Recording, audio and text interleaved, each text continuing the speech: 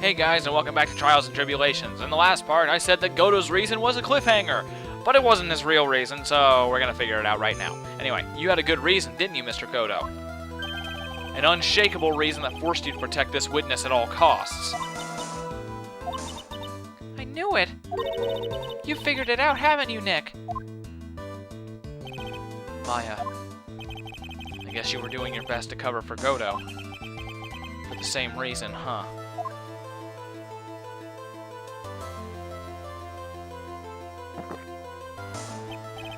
Okay, Wright, I'm all ears. Let's hear it. It's very simple. Maya Fey is a lot more to you than just a stranger to you. What's this? There's one person who lies at the very center of this whole story. One person that ties you and Maya together inextricably. And we both know who that is. Or, well, we both, or we all.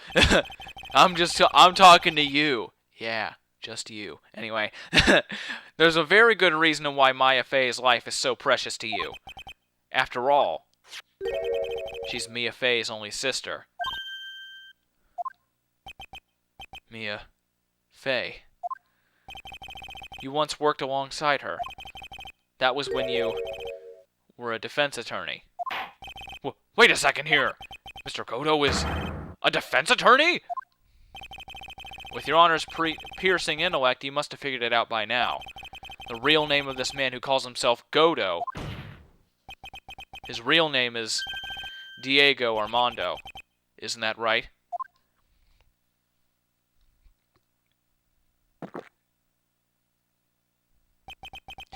Last time someone called me by that name was over 6 years ago.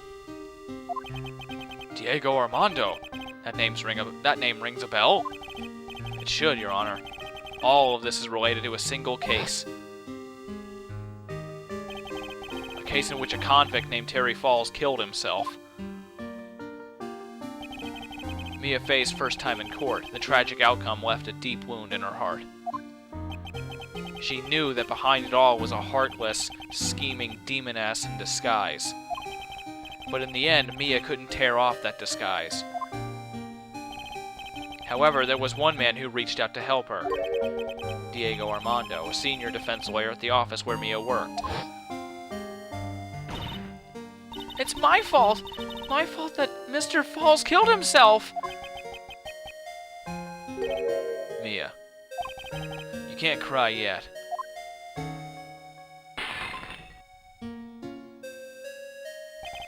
The only time a lawyer can cry is when it's all over.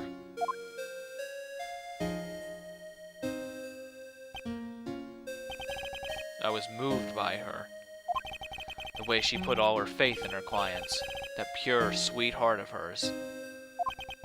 That's why I could never forgive Dahlia Hawthorne. Mia and I thoroughly investigated that fake kidnapping incident. Then one fateful day, Dahlia wanted to meet with me. It had been 6 months since the trial. We met in the courthouse cafeteria. Ah, I just remembered. 6 years ago, right here in this courthouse. You were poisoned. Even I didn't see it coming. Dahlia Hawthorne slipped some poison in my coffee. Some newspapers at the time called it a murder, but very little information about the case was released to the press. But you weren't dead at all. No official reports ever actually called it a murder. I was just in a deep, deep coma. I see. My body shut down and my life became nothing but a long, deep sleep. That woman's poison did a real number on my central nervous system. I lost my sight, and all my hair turned white due to the damage it caused.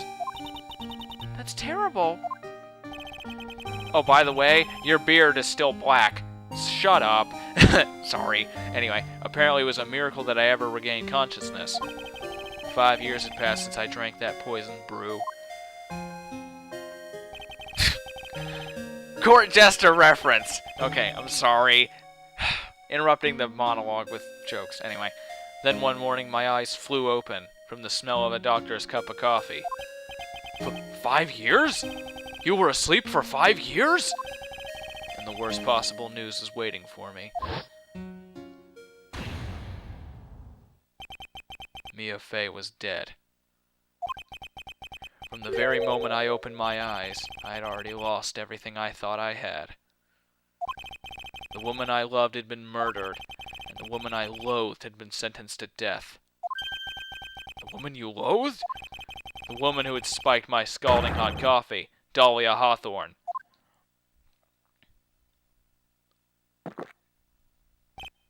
Good old Mia. She didn't let me down. She got her revenge before she checked out. In the end, there wasn't anyone waiting for me when I woke up. That's so sad. For someone like me, for someone who had slept away their best days, there were only 2 reasons left to live. And it was for those 2 reasons that I decided to become a prosecutor. If I may ask, what were your 2 reasons to live? The first was you, Wright. Huh? Me? If I hadn't drank that stupid poison, Mia Fey would have never died, much less the way she did. You were the only one who was there to protect her, but you let her die. It was all your fault. It wasn't like that.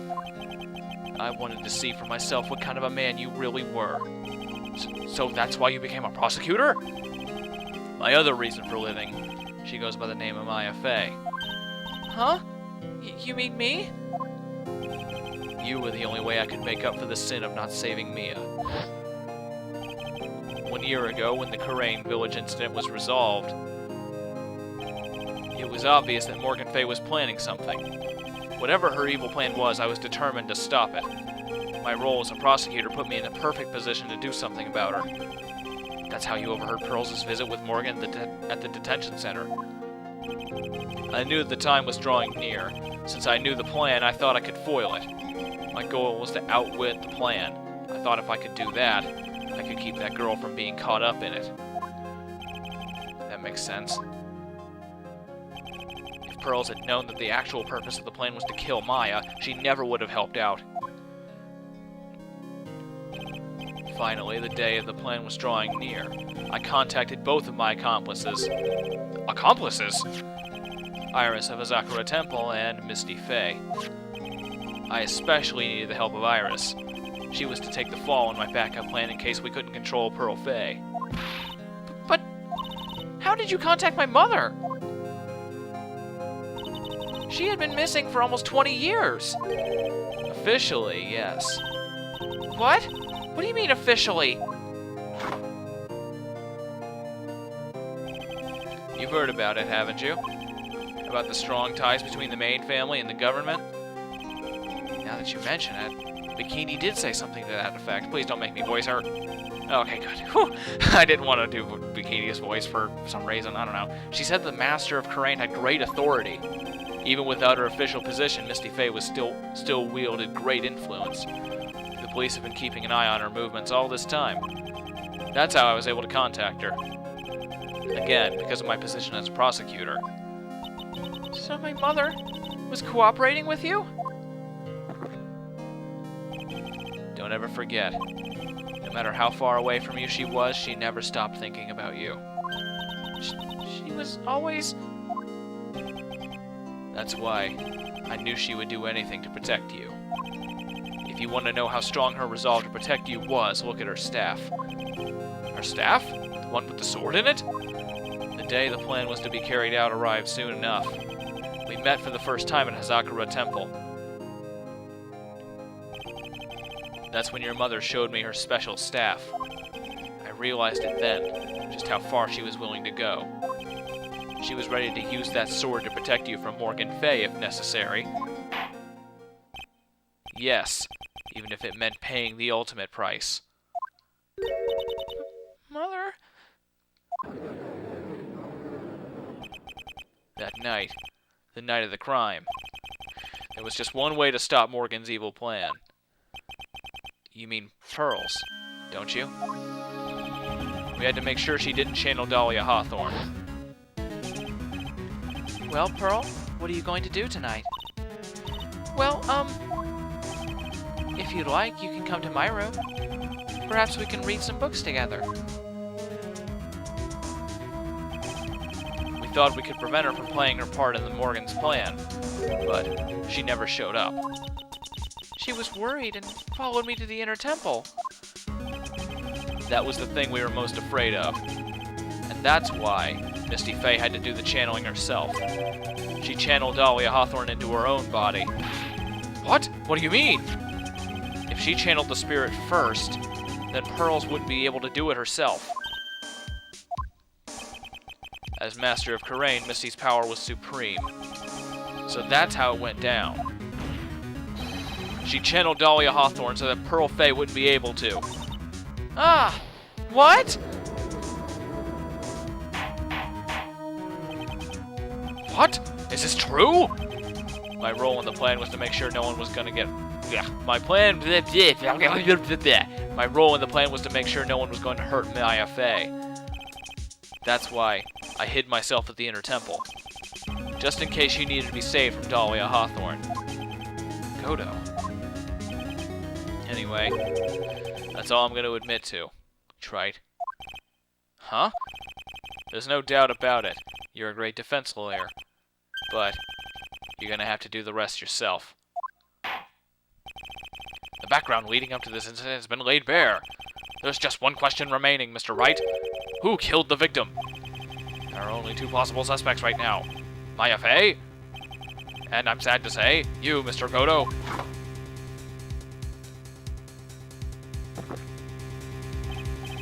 Well, Wright, if you're the real deal, then finish this thing once and for all. Show us beyond a shadow of a doubt that you can finish it on your own. No, Nick! Please don't! Maya. I heard the whole thing from my sister in the medical office. That's why I have to protect Mr. Godot. I can't do it. I can't testify against him. After all, he's the man who put his life on the line to protect Mia, and me too. Maya, I know that. Nick. But even so, it doesn't absolve him of his crime. Please, Maya, testify. Miss Fey, your testimony, please. This is the final testimony. Don't bother trying to hide anything, because I'll know. I want to hear the truth from your own lips. I understand. I'm sure you're right. I'm ready now, Nick. God. Anyway. Alright, young lady, tell us about the moments before you lost consciousness. What exactly happened at the time of the murder?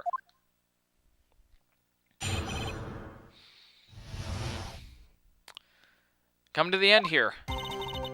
Just before it happened, I think I saw some red lights. 3 of them. I thought I'd ask for help, but then I was just splattered, or just then I was splattered with blood. She wasn't dead though, and she struck back at the enemy behind her.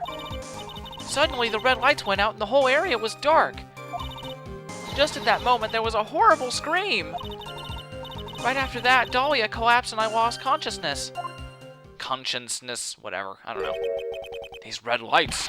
I thought you said you don't remember seeing them. I'm sorry.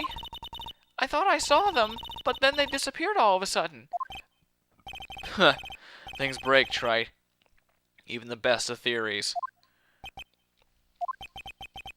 Who was it that stabbed Misty Fey? It looks like he still can't prove it. Maya's telling the truth this time, I know it. The rest is up to me. Well then, Mr. Wright, proceed with your final cross-examination of the witness. Alright, let's just do it. The time of the murder! Okay, sorry. Just before it happened, I think I saw some red lights, 3 of them, alright. I think I'd asked for help, but then I was splattered with blood. She wasn't dead, though. She struck back at the enemy from behind her. Okay, let's ask about that. That sounds important. Struck back? How do you know that? Well, you're right. I didn't see it exactly, but I could tell by the sounds of their breathing and movement. And also the smell of blood.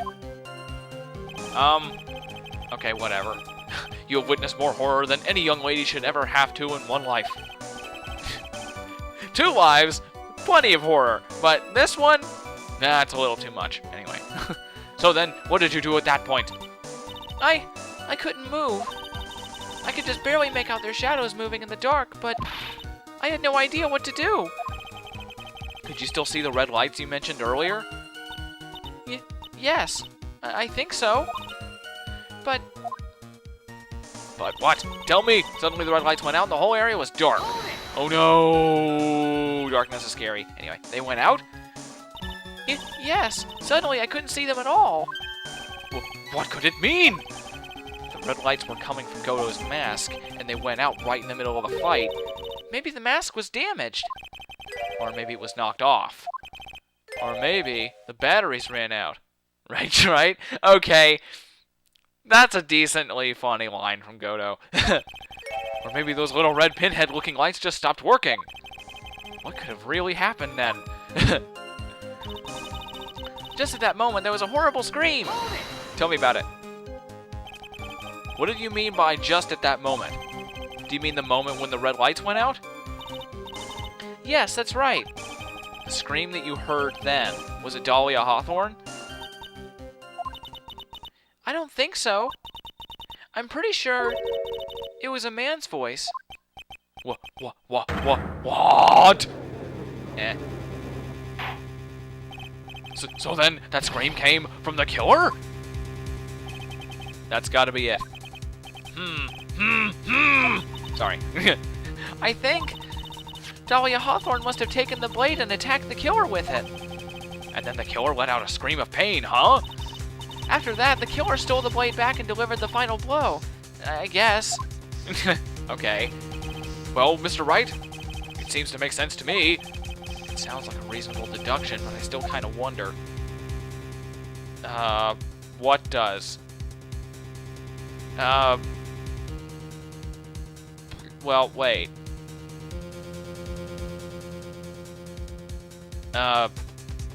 There's a contradiction in the statement that has been stated in the testimony. I'm sorry to say this, but that interpretation would create an enormous contradiction. That makes sense. Okay, that's a great line from the judge. That makes sense. After all, my deductions are almost certainly never correct. Wow. We didn't get a response to that? That would have been awesome. Alright, anyway. Remember the testimony she just gave. Before the killer let out a scream, Maya said she had already been splattered by the victim's blood. Oh, okay. In other words, the blade and the staff had already been plunged into the victim. Is that right? She couldn't have struck back with a sword that was already stuck in her body. The weapon that caused the killer to let out a scream must have been something other than the staff. If you're so sure about that, then don't keep us waiting any longer, Wright. There's only one thing I can think of that could have been used as the weapon here. Dahlia Hawthorne had already been stabbed in the back by the staff. What could she have used to strike back at the killer? It would be the only other weapon that has blood, and the blood is unidentified. It's the dagger. Naturally, the dagger the killer brought to the scene of the crime. Oh, that's right! I forgot about that. This dagger was found at the crime scene, stuck into a pine tree. Yes, the detective found that this morning and brought it to me. Dahlia Hawthorne struck back at the killer with this, and she managed to wound him as well. Objection! Just because he let out a scream doesn't mean that he was wounded. I mean, there's no blood on it, right? Oh wait, I can't see red. Never mind, there's probably blood on it. Anyway. For all we know, the blood on the dagger could have been from the victim.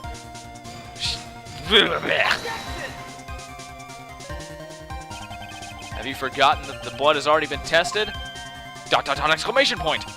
Since we learned it wasn't the victim's blood, it must be the killer's blood. Blood. Oh, okay, sorry. The killer must have a wound somewhere on his body. So you're saying the blood on this dagger belongs to the killer? Exactly. DNA analysis of the blood would prove it beyond a shadow of a doubt. And yes, Mr. Godot, it would prove that it's your blood!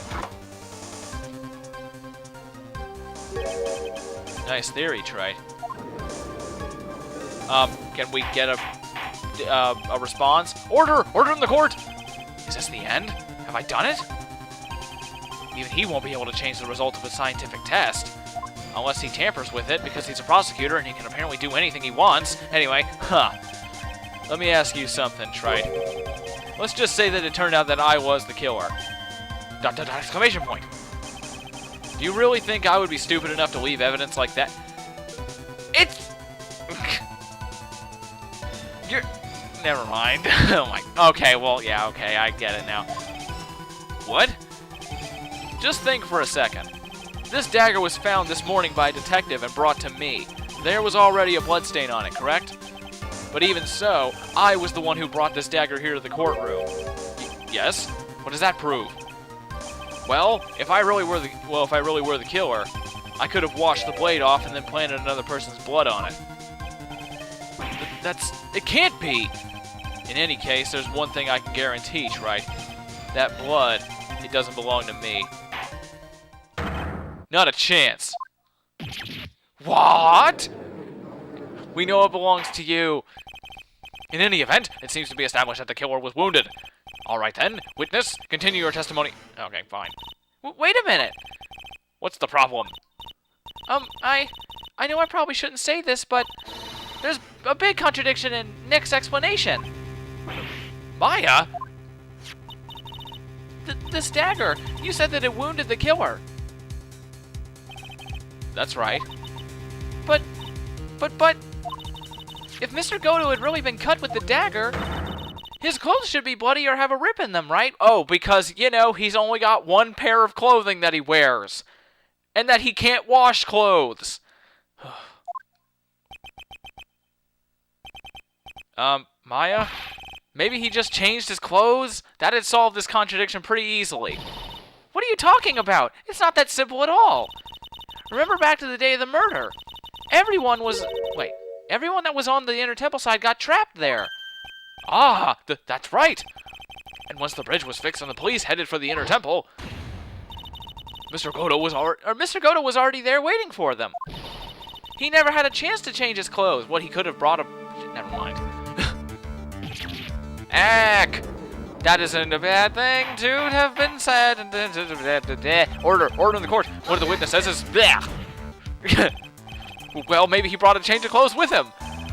But no one could have predicted the lightning strike that shut down the bridge. Why would anyone have brought a change of clothes? H. Did the judge take smart pills during the last recess? Well then, maybe this killer took off his clothes before he committed the murder. Really, Phoenix? That's really stretching it even for you. That way he wouldn't get any blood on them. Objection. That's impossible, Trey. You know how cold it gets up there late at night. I'm sorry, this is actually legitimately kind of funny to me. Just because that was such a stupid thing to say, or even suggest. Oh, God. Sorry. After a few minutes with no clothes on, you'd be frozen solid. It's not that cold. It's not like it's Arctic. Jeez. Ah! No, we are being owned. Huh. So that's all you've got. I knew you weren't tough enough to finish this. Irk. Right now, if Mia Fey were here, she would have closed the book on this case already. Mia Fey were here. So come on, Wright. Can you do it or not? How about it, Mr. Wright? You've accused Mr. Godot of being the killer. But can you prove it? Have you got even one piece of evidence? I have a lot of pieces of evidence. It's not one that... They're just not ones that actually prove what I need to be proved.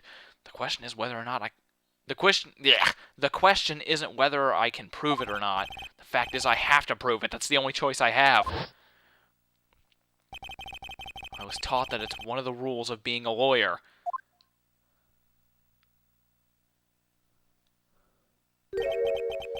I can prove it.